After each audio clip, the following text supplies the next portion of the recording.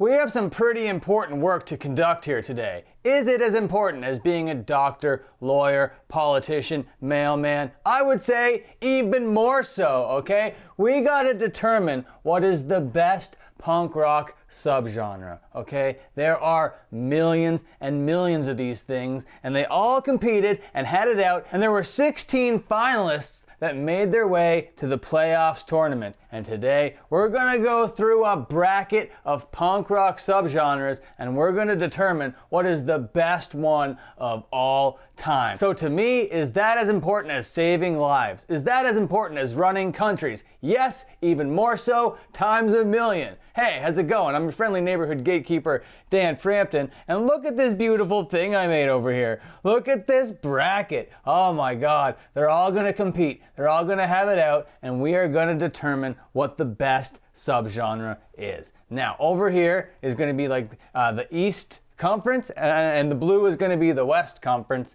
and we're just gonna go through each conference one matchup at a time, and then we're going to determine what is the best one overall, okay? So I think the very first matchup, I think it's a very interesting matchup, is punk rock, just classic, good old-fashioned punk rock and roll music, going up against post-punk. Now, the argument here is there wouldn't be any post-punk without punk, but does that mean that post-punk is worse than punk? I don't know. It's kind of like an evolution of punk rock that is more of an argument in its favor. But to me, there are more classic punk rock bands than post-punk bands. And I think that the importance of punk rock as the entire culture is more important than post-punk. So I have absolutely no problem with moving punk rock onto the next round. Now let's pop on over here to the Western Conference for a bit for the first matchup, where we got pop punk going up against shoegaze, okay? Now shoegaze is one of these genres that like hardcore bands try to do after they get bored of the hardcore scene, because it's very easy to get bored and frustrated and jaded around the hardcore scene. So now they're like, okay, let's just like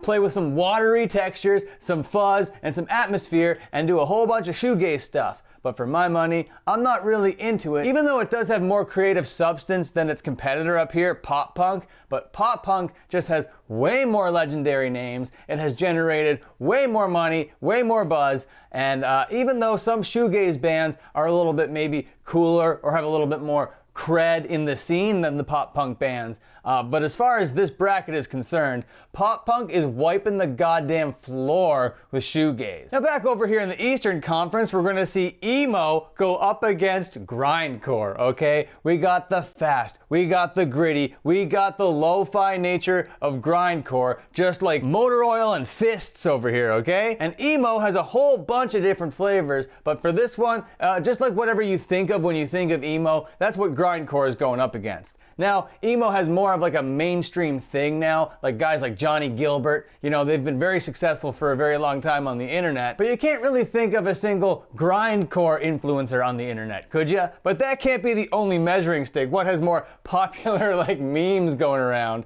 But I think that emo does have more cultural significance than grindcore. Both subgenres have their merit. Both subgenres have like really, really crappy bands and really, really good bands. But overall, I think emo is winning this one. And then back over here to the Western Conference, okay? We're gonna have another battle of a couple different kinds of emo, which is kind of like sad boy pop punk, which is kind of bands like Modern Baseball and that kind of thing, going up against Midwest emo, bands kind of like in the nature of like Sunny Day Real Estate or maybe the Front Bottoms, you know, that whole spectrum of things. And I think Midwest emo is winning this one in a technical standpoint, it's winning this one in a songwriting standpoint, it's winning this one in like a popularity standpoint, in a longevity standpoint. Midwest emo is just dominating sad boy pop punk in this round over here. Back over here on the Eastern Conference, we're gonna see a very interesting matchup, and these two subgenres have like a lot in common. The Venn diagram is very overlapped when we're thinking about street punk and anarcho punk. Now I think street punk is what just like regular normal people think of when they hear the word punk rock. There's a lot more room for creativity and expression in anarcho punk, and street punk is way more rigid. So for that, I'm sorry, I'm putting anarcho punk over street punk. crass forever. Oh, it's shaping up to be very interesting. Now over here we're going to take a look at the Western Conference where it's skate punk going up against folk punk.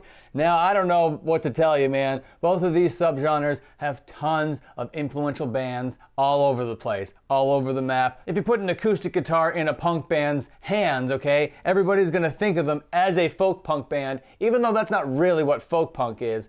But for my money, I think skate punk has way more influential bands and a lot more people would like skate punk over folk punk. Folk punk would be a little bit more niched than skate punk. Okay, now this one might be a little bit controversial depending on what part of the aisle you're on, okay? When we're looking at crust punk versus art punk. Now these two subgenres couldn't be farther apart on the spectrum, okay? The gritty, disgusting, bloody, sweaty nature of crust punk going up against kind of the groovy, kind of the funky, kind of the polished up art punk. Now if these two subgenres were to really go out there and have a fight, crust punk would wipe the floor with them. So for that, I'm actually going to put crust punk ahead in the bracket. And just like the very first matchup where we saw punk go up against post punk, in this one here, the last one, we're going to see hardcore go up against post-hardcore. Now both of these subgenres have bands that are so important to me as like a music listener, okay? All that hardcore from the 80s and 90s, that's my stuff, man. And all of the post-hardcore stuff from like the 2000s, that's also my stuff, man. So this tears me apart, but there would be no post-hardcore without hardcore. Pure hardcore has more influence overall to the punk rock culture, okay? So we're gonna be moving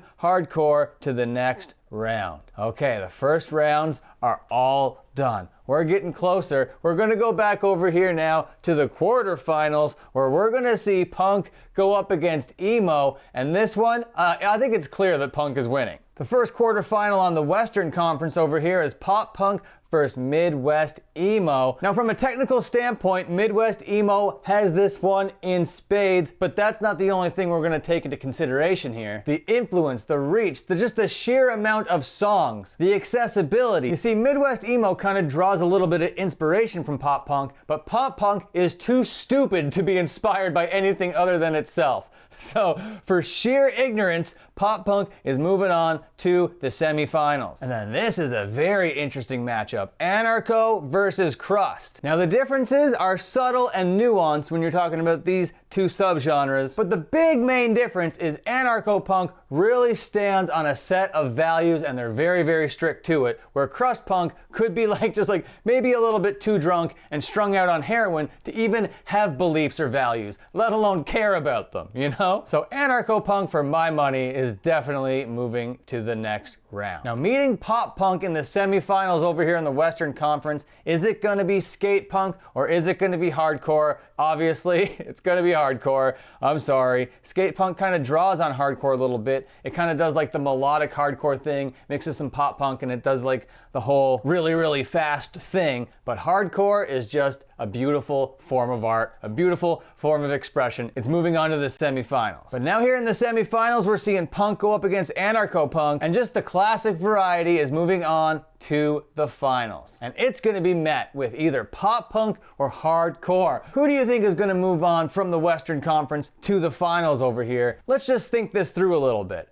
Pop punk, yes, it is huge. There are so many very, very famous bands filling out arenas, even to this day, that are pop punk bands. But hardcore, has stayed pure, has stayed DIY for like 40 years, 45 years almost. From beatdown bands to youth crew bands, straight edge bands to posse-core bands, hardcore is just a culture, a set of values that will never go anywhere. And that brings us to the classic debate, okay? What is better? What is the champion? What is the overall genre, okay, over here in the punk rock world? Now yes, it started as punk rock. It kind of matured through the end of the 60s into the 70s and turned into punk rock. But as soon as it turned into punk rock, people were trying to find ways to crank up the volume, crank up the speed, and make it more hardcore. Where punk rock was all about tearing things down, you know, anarchy in the UK, throwing bricks through windows, that kind of thing. Hardcore was more about unity, coming together, being a community, being like, okay, that the world might be really crappy out there, but at least we're here with our people having our kind of fun. Let's just like a slam dance a little bit, maybe do a little bit of stage diving. It's a close matchup, but hardcore definitely comes out on top. And here it is here, literally on top. So we just did the most important work in the whole world today. We determined that hardcore is more important than classic punk rock. What do you think? Sound off down below. Argue with me a little bit. That's okay. What do you like more? What subgenre suits you? What pulls at your heartstrings the most out of all of these subgenres? Which subgenre do you wish was in this bracket? Let me know. Throw some pancakes down there in the comments. Like, subscribe, ring the bell if you're cool as hell, and until my next upload, you can watch another upload.